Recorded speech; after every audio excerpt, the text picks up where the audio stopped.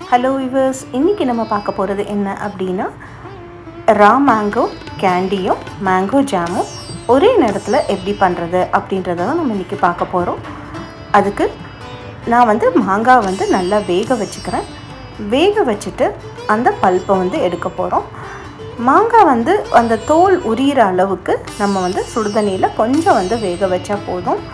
ஒருவேளை அதில் கட்டாயிடுச்சு அப்படின்னா அதோட பல்ப் வெளியே போயிடும். அதனால் நம்ம மாங்காய் கொஞ்சம் தண்ணியில் நல்லா வேக வச்சுக்கிறோம். வேக வச்சுட்டு அதுக்கப்புறம் அதோட கொட்டையில் இருக்க அந்த பல்ப்பை எடுத்துடுவோம். அதே மாதிரி அந்த தோலில் இருக்க அந்த சதையும் நம்ம நல்லா ரிமூவ் பண்ணிக்கலாம். இந்த தோலை என்ன பண்ணுவோம் அப்படின்னா, நம்ம குழம்புலையோ இல்லை ஒரு சும்மா உப்புத்தூள் மிளகாத்தூள் போட்டு சாப்பிட்டாலோ இந்த தோலும் நமக்கு நல்லாயிருக்கும். ஏன்னா நம்ம வேக வச்சது தான், அதனால் கிருமி எல்லாமே போயிடுக்கும். சுடு தண்ணியில் வேக வச்சு அதுக்கப்புறம் தான் நான் செய்கிறோம். அதனால் நம்ம தோலை சில பேர் சாப்பிடுவாங்க, சில பேர் சாப்பிடக்கூடாதுன்னு சொல்லுவாங்க. ஏன்னா அதில் பூச்சி மருந்து தெளிச்சிருக்கோம் அந்த மாதிரி இருக்கிறதுனால. ஆனால் நம்ம இதில் வேக வச்சு சுடுதண்ணியில் வேக வச்சு ரொம்ப ஃப்ரெஷ்ஷாக செஞ்சுருக்கிறதுனால இதை நம்ம ஒரு ஊறுகாய் மாதிரியோ இல்லை குழம்புல போட்டாலோ அந்த மாங்காவோட டேஸ்ட் நமக்கு கிடச்சிரும். இந்த மிச்சமான அந்த தோலையும் கொட்டையும் கூட நம்ம யூஸ் பண்ணிக்கலாம். எல்லா மாங்காயிலையும் இந்த மாதிரி நம்ம சதையை எடுத்துருவோம்.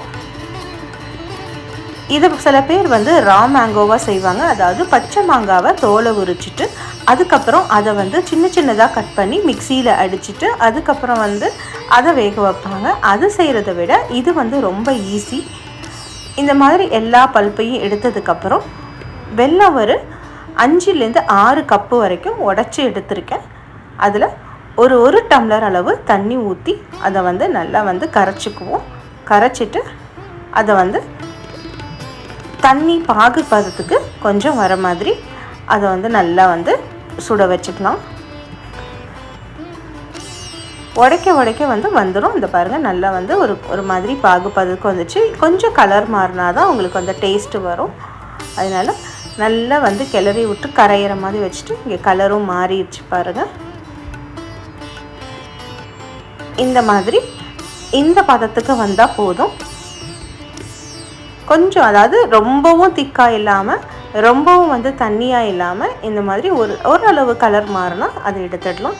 அடுத்து என்ன பண்ணலாம், அந்த பல்ப்பை அடுப்பில் வச்சு கொஞ்சம் ஒரு நெய்யை விட்டுட்டு அதை கொஞ்சம் நேரம் அப்படியே கிண்டிக்கிட்டே இருக்கலாம். இங்கே வெல்லமும் ரெடி ஆகிடுச்சு. இது என்ன பண்ணலாம், ஒரு வடிகட்டி ஒரு பாத்திரத்தில் வச்சுட்டு அதுக்கப்புறம் இதில் இந்த மாங்காவோட சேர்க்க போகிறோம்.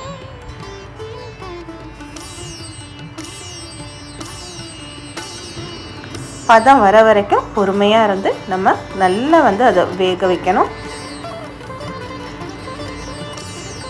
அவ்வளோதான், வெல்லம் நல்லா பதத்துக்கு வந்துடுச்சு. இந்த கலர் இருந்தால் தான் உங்களுக்கு என்னென்னா அந்த மாங்காவோடு சேர்ந்து நமக்கு அந்த பல்ப் அந்த கலரில் கிடைக்கும். ஆல்ரெடி நான் பாத்திரம் மாற்றி துணியில் வடிகட்டி அதே பாத்திரத்தில் வச்சுருக்கேன். நீங்களும் அதே மாதிரி வடிகட்டி அதுக்கப்புறமா ஊற்றுங்க. ஏன்னா கல் மண் ஏதாவது இருந்தால் கூட நமக்கு அந்த வடிகட்டுறப்ப வந்துடும். அதுக்கப்புறம் அதில் கொஞ்சம் தண்ணி சேர்த்து அதையும் நம்ம ஊற்றிடுவோம். அதில் இந்த மாங்காவோட இப்போ நான் இது நல்லா வெந்து சாந்து அந்த ஒரு கலர் கொடுக்கும். அது வரைக்கும் இதையும் நம்ம கிண்டிக்கிட்டே இருக்கணும். தண்ணி சுண்டணும் இதுக்கு. அந்த மாதிரி நம்ம ஒரு 15லேருந்து 20 நிமிஷம் வரைக்கும் நம்ம கிண்டிகிட்டே இருப்போம். இது ஒரு 4-5 கிலோ மாங்காய் இருக்கும். அதனால் உங்களுக்கு கிண்டுற நேரம் டிஃப்ரெண்ட்டாக இருக்குது, அதிகமாக இருக்குது. நல்ல மாங்காய் பதத்துக்கு வர வரைக்கும் திக்காகிற வரைக்கும் நம்ம கிண்டிகிட்டே இருக்க வேண்டியதுதான். இந்த ஸ்டேஜில், அதாவது கிண்டிட்டு இந்த ஸ்டேஜில் எடுத்து வச்சோம்னா இதுதான் நமக்கு மாங்காய் ஜாமு. இதுக்கப்புறம் தான் நம்ம மாங்காய் கேண்டி எப்படி செய்கிறதுன்னு பார்க்க போகிறோம். மாங்காய் கேண்டிக்கு கொஞ்சம் நல்லாவே சுண்டணும். இப்போ மாங்காய் ஜாமுக்கு அந்த அளவுக்கு சுண்டணும்னு அவசியம் இல்லை, ஓரளவு திக்காக இருந்தால் போதும்.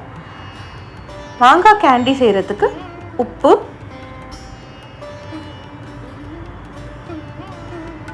தேவையான அளவு நம்ம போட்டுக்குவோம். ரொம்பவும் போடணும்னு அவசியம் இல்லை, ஒரு தேவையான அளவு உப்பு போட்டுக்கலாம். 1லேருந்து 2 டேபிள் ஸ்பூன் போட்டால் கூட போதும். சீரகம்,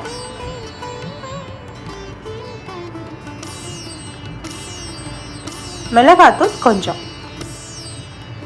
ரொம்ப காரமாக இருந்தாலும் சாப்பிட முடியாது, அதனால் எல்லாமே வந்து ஓரளவு கொஞ்சமாக நம்ம போட்டுக்கிட்டு அதையும் வந்து இதோட சேர்த்து நல்லா கிளறி விடுவோம். ஃபாஸ்ட்டாக வச்சிங்கன்னா கொஞ்சம் வந்து அடி பிடிக்கும். அதனால் அது இல்லாமல் மேலே பபிள்ஸ் வந்து உங்கள் கையில் படுறதுக்கான சான்ஸ் இருக்குது. அதனால் கை எடுக்காமல் கிண்டிகிட்டே விடுங்க. அதே நேரம் ஸ்லோவில் வச்சு பண்ணுங்கள். அதுக்கப்புறம் ஒரு பெரிய தாம்பூலத்தட்டு எடுத்துகிட்டு அதில் வந்து நெய் தடவி அதை வந்து சைடில் எல்லா இடத்துலையுமே நெய் தடவி அதை வந்து வச்சுடுவோம். இப்போ இந்த மாங்காய் வந்து நல்லா திக்காகிடுச்சு. இதை வந்து நம்ம அந்த பிளேட்டில் வந்து ஊற்ற போகிறோம். சர்க்கரை குறைவாக இருந்துச்சுன்னா உங்களுக்கு இந்த இதில் நாட்டு சர்க்கரை கொஞ்சம் சேர்த்துக்கலாம். எனக்கு இங்கே சர்க்கரை குறைவாக இருந்த மாதிரி இருந்ததுனால ஒரு 4 கை அளவு நாட்டு சர்க்கரை வந்து நான் இதோட சேர்த்துக்கிட்டேன். இது ஒரு டேஸ்ட்டுக்காக கூட சொல்லலாம். இது கம்பல்சரி இல்லை, ஆப்ஷனல் தான். உங்களுக்கு அந்த கலரும் உங்களுக்கு கரெக்டாக இதில் கொடுக்கும்.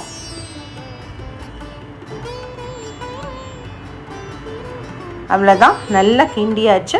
கிண்ணதுக்கப்புறம் அந்த சூட்டோடையே எடுத்து இந்த நெய்யில் வந்து நம்ம ஊற்ற போகிறோம். இது தட்டை கரண்டினால் ஒரு 4-5 கரண்டி ஊற்றுறேன். நீங்கள் குழிக்கரண்டி எடுத்துருந்தீங்கன்னா ஒரு 2 கரண்டி ஊற்றினா போதும். அது வந்து ஃப்ளாட்டாக இருக்கிறதுக்காக, அந்த திக்னஸ்க்காக எவ்வளோ அளவு வேணுமோ அதுக்கேற்ற மாதிரி நீங்கள் வந்து இந்த தட்டில் ஊற்றிக்கலாம்.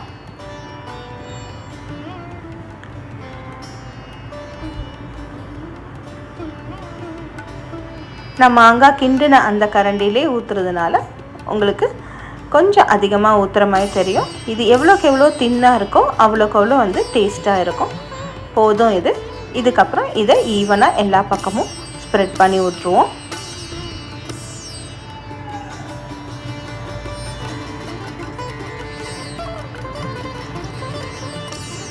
மாங்காய் ஜாம் செய்கிறப்போ ஒரு ஏலக்காயும் 2 ஏலக்காய் துண்டு போட்டால் கூட நமக்கு இதில் டேஸ்ட்டாக இருக்கும்.